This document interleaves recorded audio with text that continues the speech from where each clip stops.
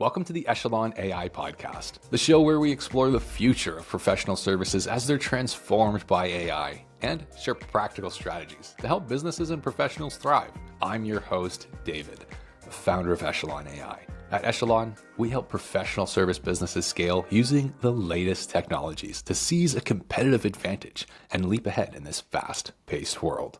Today, joining us on the show is Scott Dekanich, founder of Bond Connect, a digital-first surety bond brokerage based in Vancouver. Scott brings a unique perspective to the traditionally slow-moving surety industry, having built automated systems and digital solutions that streamline bond issuance for contractors across Canada.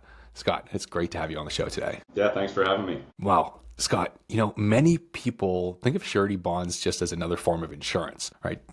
Often getting bundled in together, but you have a different take on that.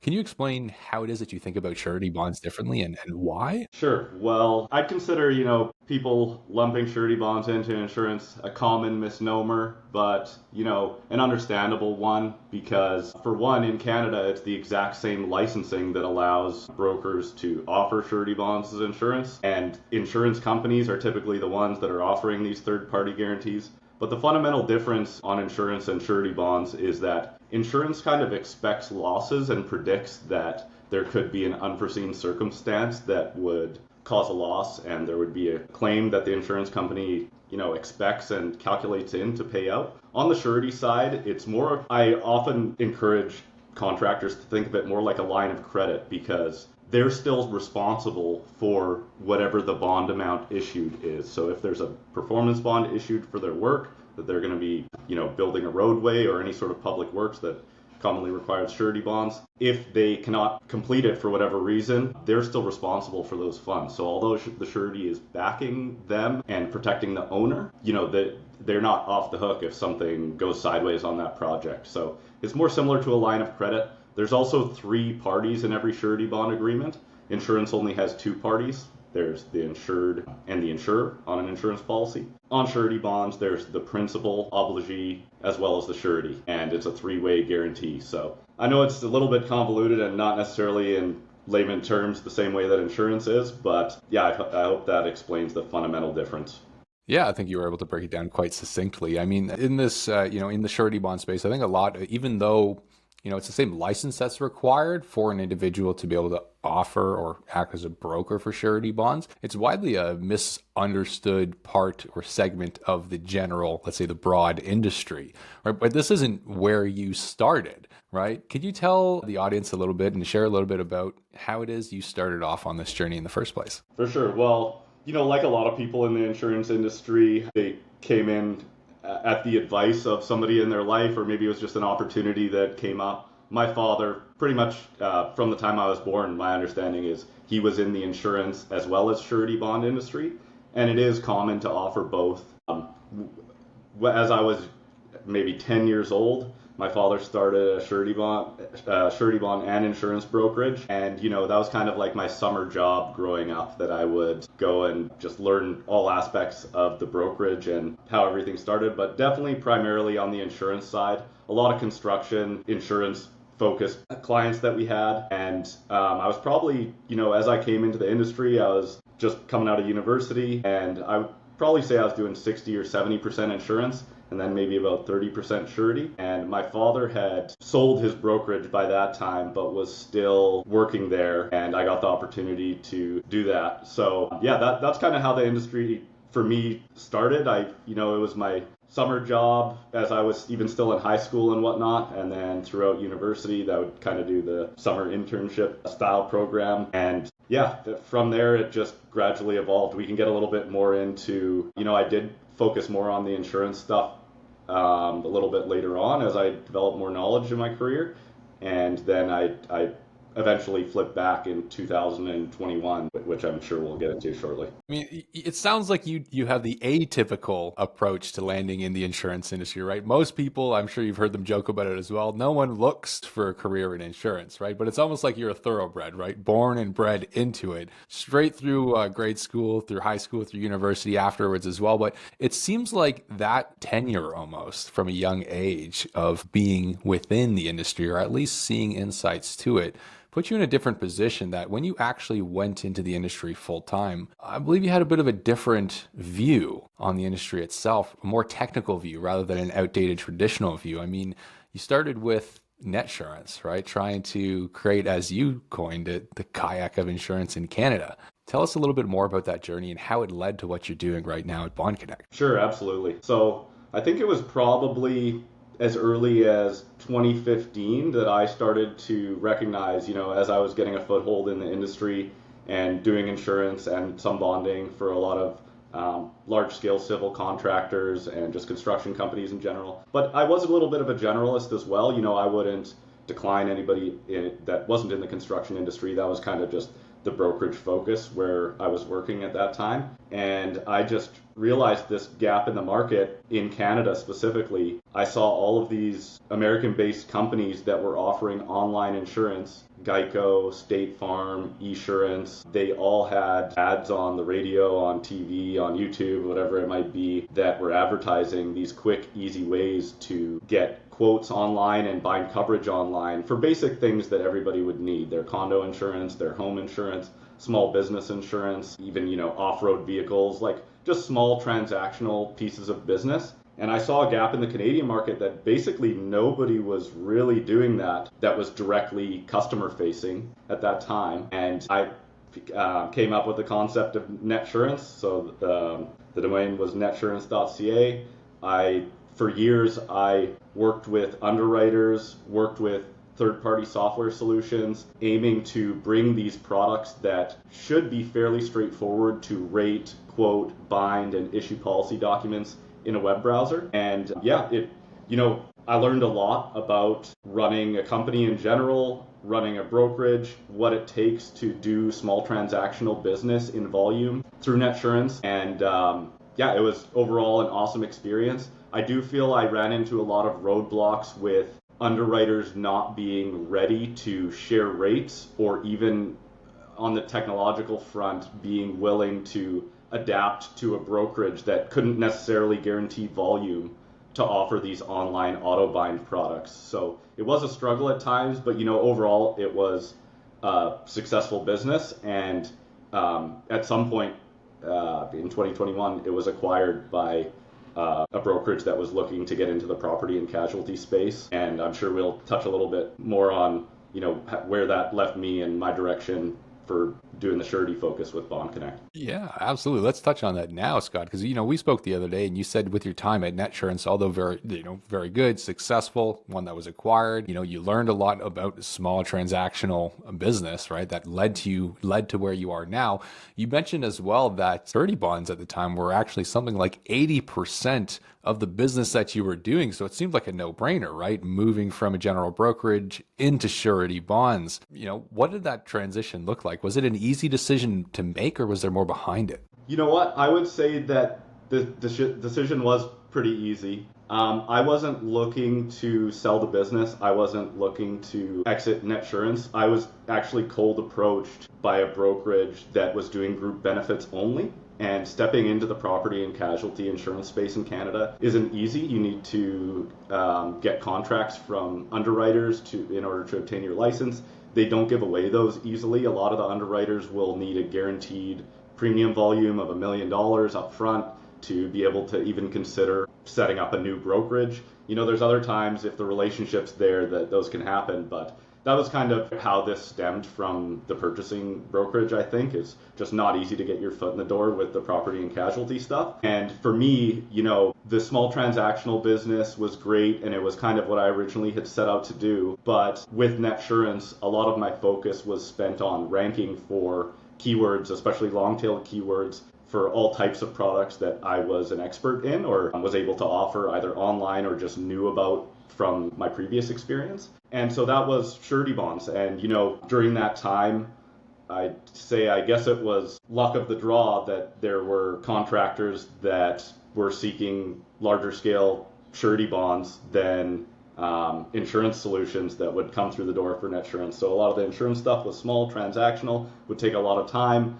which it adapted over time, and it definitely had improved. And, the amount of touch points and administration on the back end, it started out not so great and taken a lot of time, and then it evolved and adapted over time to be better. Yeah, it just basically, the large scale surety contracts where you're talking in the tens of millions, 40 million, 50 million, those guarantees are sizable premiums, and just the amount of work that it takes to put one of those together ends up being a lot less than the thousands of policies that it would take to push a similar amount of premium through on the transactional side. So that's kind of where the brokerage was sitting when I was approached about purchasing it. And, after I think it was about 3 weeks of due diligence on the purchaser's part before we had come to an agreement, and surety bonds was just not something that the purchasing broker was familiar with. And they had to ask me, do you want to be on your way with that? I think it fit perfectly. Yeah, so it went off pretty smoothly. I'm still friendly with the brokerage. They're called the Reframe Group. They're based in Vancouver as well. They're great, and they're running the property and casualty business going forward, and that's allowed me to just focus on Bond Connect and surety bonds. Yeah, that's really neat. So it wasn't a door that you were looking to walk through, but it was one that was open, and it seemed like a bit of a no-brainer to take that opportunity. Now, you started NetSurance with more of a digital focus in mind, right? And when you made that transition to Bond Connect, you didn't leave that digital focus behind, right? You've built out some pretty sophisticated digital tools, including things like automated bond calculators and electronic issuance systems, right? Can you walk us through, how much of an impact that's having on you and your clients? Yeah, absolutely. So, surety bonds still to this day, I would say we're probably at about 50 to 60% electronic issuance across the board in Canada. And that's up to the obligees that are requesting the bonds. So for any surety bond, again, where it differs from insurance, the principal, who's the one pursuing the bond, they're not protected in a sense from that bond. Somebody told them that they need it, and that's why they've come to get it. Now, so everybody that is shopping for a surety bond they've been instructed by somebody that they need it. Now, a lot of these obligees, they've just, been stuck in the past to some extent. They only want the paper copies of the bonds. They're not willing to accept any sort of electronic verification of the bonds. And I think, COVID really sparked the gradual acceptance of electronic bonds to where we've gotten today, where it's over 50% electronic issuance, both on public tenders as well as license bonds for different bodies of authority that manage licensing across separate industries, electrical contractors, gas contractors. Every province kind of has a unique authoritative body that may or may not require bonds in a specific industry. So I saw that opportunity. I was pushing for it for a long time, especially for the smaller scale bonds, a $10,000 or $25,000 bond penalty for a license where the premium's very low, a few $100s. And the questions to approve somebody for those types of bonds could all be answered in 7 questions or something like that. So I just saw those as being ripe for automation and offering them in a web browser. So even during NetSurance time, I was offering some surety bonds electronically, and I drew on my experience from getting together some of these insurance products that were automated, as well as the third-party businesses that would assist in integrating that with an underwriter. Yeah, it's been great overall. Probably the largest products that are automated right now for us that we offer on our website are the BC electrical and gas contractor license bonds. We do a significant volume of those. It's Technical Safety BC that manages them. We have an agreement with them where we'll send digitally verified copies of the bond, collect signatures, indemnity, that sort of thing, all in a web browser. And it's just, ideally over time, I do think that stopping forgery of surety bonds, which, believe it or not, still happens. And I've been privy, even over the past couple of years, to people trying to forge surety bonds. I feel that the electronic ones are, the mechanisms that we put in place will be able to stop forgery more than paper copies. The ones that I've heard about recently have all been paper copy forgeries. And that's primarily the reason that the obligees don't want electronic copies, is I think they're concerned about forgery. And we can get into more about why they want those paper copies. There's something called a seal that embosses the paper that's pretty hard to fake, but that it's issued from the insurance companies that get issued on every surety bond. But electronic verifications, I feel, especially as there's more and more obligees accepting them, it's the way to go, and it'll continue to evolve in the industry. Yeah, wow. And I mean, that statistic is crazy too. You mentioned only 50% of the industry or 50% of bonds being issued are digitally, right?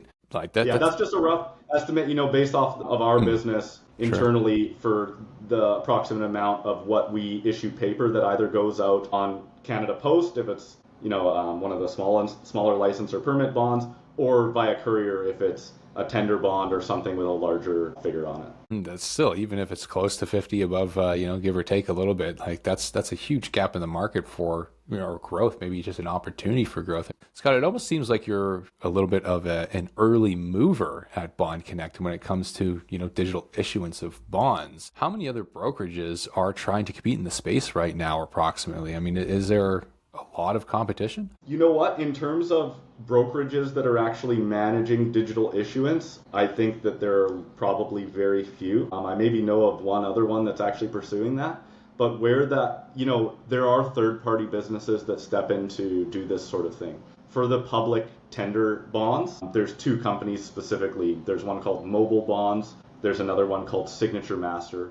Both of them are approved by the Surety Association of Canada to be acceptable forms of digitally verified surety bonds. So when you see a municipality, City of Vancouver, City of Toronto, or any of the municipalities across Canada posting public tenders for a construction bid, they will state explicitly on their tender documents oftentimes that you must use one of the formats that are acceptable by the Surety Association of Canada. So although I might be early on the brokerage side, there are solutions that pop up that enable these other brokers to offer the electronically verified surety bonds. And ultimately, it's up to the obligee at the end of the day, the ones that are requesting the bond, how they want to accept these electronically verified forms of bonds. So I've had success reaching out to obligees and trying to eliminate the cumbersome process of collecting the hard copy bonds, saving them indefinitely, not knowing whether they're renewed. Oftentimes these licensed bonds will be in place until canceled.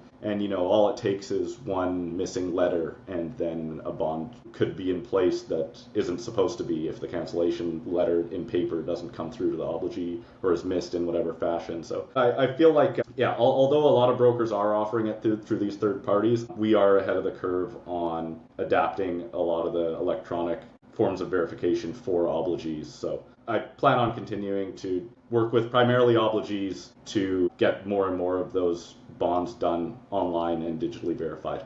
So if we're looking at the nature of surety bonds themselves, right? I mean, like, it seems like many people across the country need them, whether they be small contractors or independent business owners, large property developers, or, many other types of professionals and companies. Right. It seems like there's a huge volume of people that need them. It seems like there's a big opportunity, a big area of opportunity in the industry for people to do things differently. It sounds like you're one of those people who are trying to do things differently with Bond Connect. But how is it that you stand out in the marketplace to really get noticed by the people who need what you can do for them? Sure. Well, something I learned during the days when I was establishing NetSurance was getting in front of clients on organic search is really important.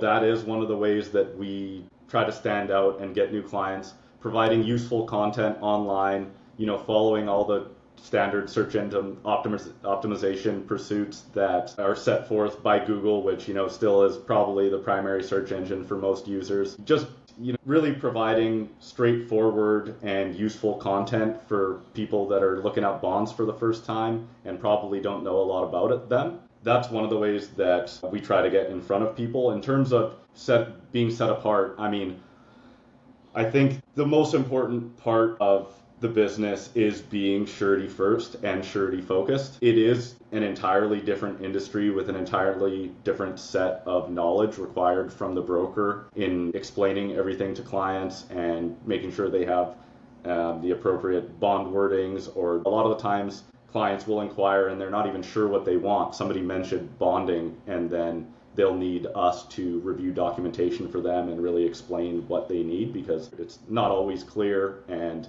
it's just an ambiguous topic in general, not being something in common knowledge amongst most people. So that's what I would say is the biggest thing that sets Bond Connect apart is just the surety standalone focus, which can be a double-edged sword sometimes. Some contractors might want to get their insurance and surety at the same place. I can get into reasons why that always isn't ideal, but just being able to focus on strictly bonds, I think sets us apart and sets the client up for success to ensure that they're getting the best rates and the best limits and that sort of thing in the marketplace. So Scott, at Bond Connect, you're niched down, right? And you're focusing on standalone surety bonds, right? It puts you in a unique position where you can provide some incredible value. You're utilizing SEO, search engine optimization, you're utilizing SEO with organic search results. And I mean, it's been working for you, right? You've come so far with it, but I also understand you're up against maybe what's a unique challenge. When we spoke previously, you mentioned that almost 90% of the people coming to you inquiring don't actually qualify for bonding. Why is that? Sure. Well, that's specifically on the contract surety side of things. So we can split bonding into basically two primary categories. There's commercial bonding and contract bonding. Now, most construction companies, and there's other industries where contract bonding is required too, but construction is the most prominent one. Any of these public tenders or just larger tenders that require the different types of contract bonds, which are a bid bond, performance bond, labor and material payment bond. Those are some of the common forms of contract bonds. There are pretty stringent requirements on the underwriter's side to consider putting together what's called a bond facility at all. So offering these types of contract bonds to our clients, the minimum requirements, these days are looking somewhere around $150,000 in equity and working capital, as well as a finalized year end that's accountant prepared, done, sophisticated enough that it makes sense. A lot of new businesses, they want to grow fast, they have their first bonded job come up. Well, sometimes they haven't even reached their first year end, or they don't have any capital at all. And underwriters are concerned with, if they're going to issue $500,000 guarantee for one of these companies that's brand new, even if they have the experience somewhere else, they were managing for another company or something like that, they want some form of assurance, which is in the form of capital primarily, that they're actually going to be capable of performing this work. So underwriting parameters of contract surety aren't the most exciting topic, but it is something that's very common in this industry. They call it the 3 C's of surety. It's character, capacity, and capital. And anybody that's inquiring about contract bonds for the first time needs to check off all of those. Character is who they are, what they've done to date. Capacity is, do they have the equipment? Do they have the experience? And capital is pretty self-explanatory, that is, do they have the capital that it takes to perform this type of work? A lot of the reason why it's tough to place majority of the new business that comes through the door, it's their first time ever pursuing bonds. Maybe they've only been in business for 6 months. And just on the underwriting side, I would love to have a solution for these types of contractors, but it's really a restriction on the underwriting side. That's what makes it a little bit tough. So it's a lot of education that never turns into business, to be honest. But that's where the industry is right now. Yeah, I mean, obviously, it's just people in need and desiring something, wanting something that they can't actually get at this point in time, right? So it's not like there's anything that the market can do about that other than wait for hopefully these people to come around to the right point to qualify for the underwriting criteria anyways, right? You're attracting a lot of potential business through your organic SEO, right? Perhaps not that you're attracting the wrong people, but the wrong people are finding what you're doing. What are some of your thoughts on perhaps how it is you're going to approach attracting more qualified individuals who really are suitable for what you can do for them? Yeah, in terms of the organic SEO space, that is really just a numbers game, I would say. It's like once in a while there might be an established business that has never needed bonds to date, and now they have their first contract that requires bonding. Those are a little bit easier to set up, but in terms of gaining established contractors that already have a bond facility elsewhere and proving to them that we can do better service than the incumbent broker, or there's some reason for them to move, is a little bit tougher. I think just gradually continuing to generate content and be available to clients when we need them, doing outreach when we see successful bids on contracts that we know are bonded that are public results. That's kind of the way of getting in front of the clients that are more qualified and desirable for a surety brokerage. But the industry is pretty small, and I know a lot of the brokers, especially in the West, and the top ones, I know that they're doing a good job. So moving some of that business is not easy and not something that I really pursue. But just being available to clients and providing the content and, getting it out on LinkedIn or socials, or just even when Googling for more information, sometimes contractors will do that too. Yeah, what you're mentioning is not an easy task to have more qualified contractors come through the door for us. Yeah, I mean, as you said, it's difficult to really stand out and attract the right people. But I wouldn't say you're a newer player in the industry, but you're making a mark, right? I mean, Scott, where you started, you were born and bred into the industry, so to speak, right? You found your space with NetSurance, and it was going well. You weren't looking to exit, but someone came a knocking. It was the right move to make. You went through the door. You find yourself here with Bond Connect, right? You're growing. You found a space with organic SEO, bringing in leads, figuring out still how to bring in the right ones. It sounds like volume will be part of that as well. But I mean, what's next? What's next for Bond Connect? I mean, with this digital first approach that you're taking, how is it that you're planning to start to scale some of what you're doing now? Sure. So one thing I just wanted to clarify about the difficulty in placing new inquiries. On the commercial side, the smaller, more transactional bonds, those qualification metrics are often a lot more straightforward. So a lot of the digital first products that we offer, pretty much anybody qualifies. As long as you haven't declared bankruptcy recently, you can obtain these bonds, and they're fairly straightforward questions. A lot of the times we'll be able to offer them directly through a web browser that we host or through an underwriting portal that one of our underwriting partner hosts. So I just wanted to clarify that part. There are a lot of surety bonds that pretty much everybody can obtain. A lot of the license and permit ones, those are more straightforward. It's more on the contract side with the larger scale stuff. Definitely don't want to misrepresent what you're doing at Bond Connect, especially if someone's listening to this thinking, oh, that doesn't sound right. But yeah, appreciate the clarification, Scott. And in terms of what's next, planning on just continuing to elaborate on the product offering. We're always looking for gaps in the market where there's a transactional type of surety bond that doesn't have complicated underwriting metrics that we can digitize and get the obligee on board with accepting them. One that happened recently that, we can't take credit for, but it was a big transition. Canada Border Services Agency, CBSA, recently had new parameters where every importer into Canada would be required to post a bond to import any sort of goods. That's for release prior to payment, or RPP bond. Now, we didn't convince CBSA to start accepting electronic forms of bonds, but there was communications with the Surety Association of Canada and arranging that. And that's one that we've been doing a ton of recently. There was a deadline on May 20th, actually, to have all of these importers post the bonds,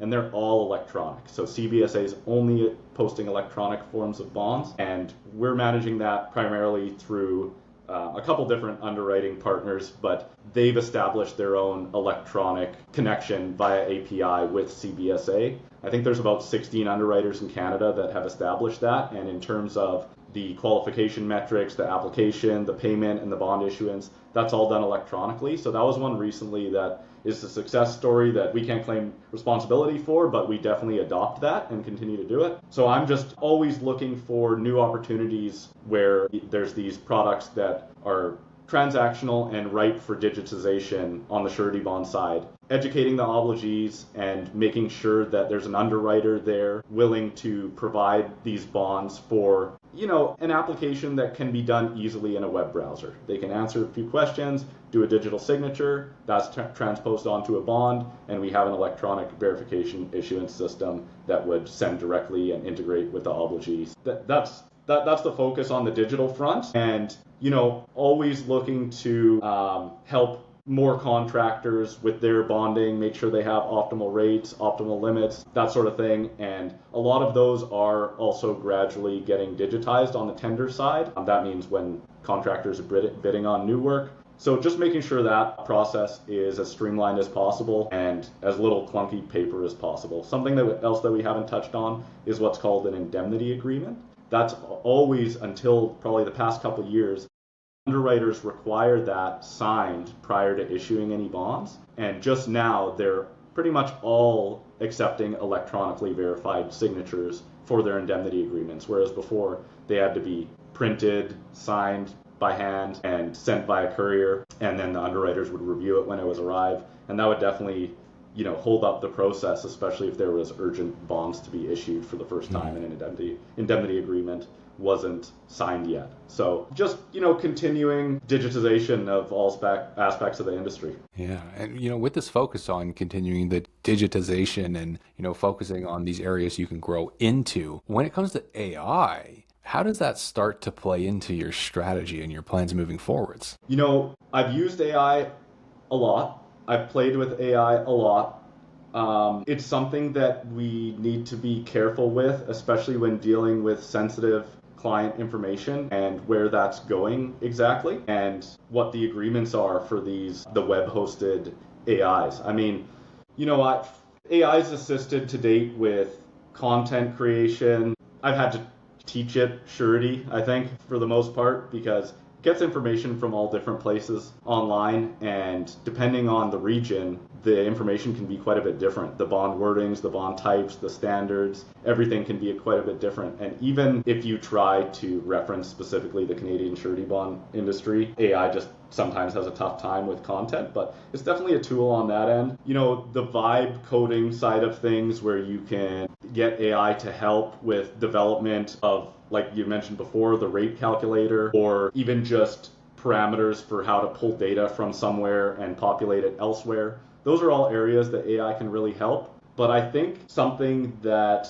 will be a game changer when it's ready and available is, it's a newish buzzword in the AI space, but an AI agent, and having AI agents with specific tasks internally that are hosted internally. I think that's one of the things where I could see AI really grabbing hold. A lot of surety stuff is heavy on the administration side internally with the brokerage as well as the underwriter, and leveraging AI to manage some of that, even though it's sensitive data, going to be very useful going forward. We just need to make sure that whether it's hosting the LLMs locally on, one of the brokerage rigs, or you just need to be careful, especially when it's clients' financial information and their surety bond information, where that's all going. So I see a lot of cases for AI going forward in bonding, but a lot of insurance companies and their surety underwriting arms have issued sweeping bans on the use of AI for all of their employees. So majority of them, in fact, as an employee and an underwriter of that company, they've just said you cannot use AI. I mean, obviously, the first thing that they think of is feeding it financial information and getting the AI to dissect financial position of a contractor, for example. The data is just not clear where that's going right now, and I think that's one of the reasons for the ban on it. So that's something that, until proven safe, we're not doing, and neither are the underwriters. But those are some of the pain points that are preventing adoption right now of AI in the industry, I think. Yeah, it makes a lot of sense. There's a lot of risk around those things, especially within insurance and finance, right? Because if you're not trained on how to use AI properly, you're not hosting it on a virtual private server, for example, you don't know where the information is going at the end of it, who's having access to it, and the data that you're getting back out of it. If you don't know how to feed it in properly, you could be stuck with hallucinations. And if you're using that, in a rating or in underwriting, everything could be off. So you could be compromising everything that you're doing if you don't know the right approach to take. So yeah, definitely taking the right approach and, knowing what you're doing is essential, especially in regulated industries around AI itself. Scott, for yourself and for Bond Connect, if there's one thing you're looking forward to, or even one challenge you're facing today that, you wish you could solve with AI, or would be most excited to solve with AI, what would that be? I think internal administration of tracking, posting, collecting data from all of the different transactional bonds and sorting them appropriately.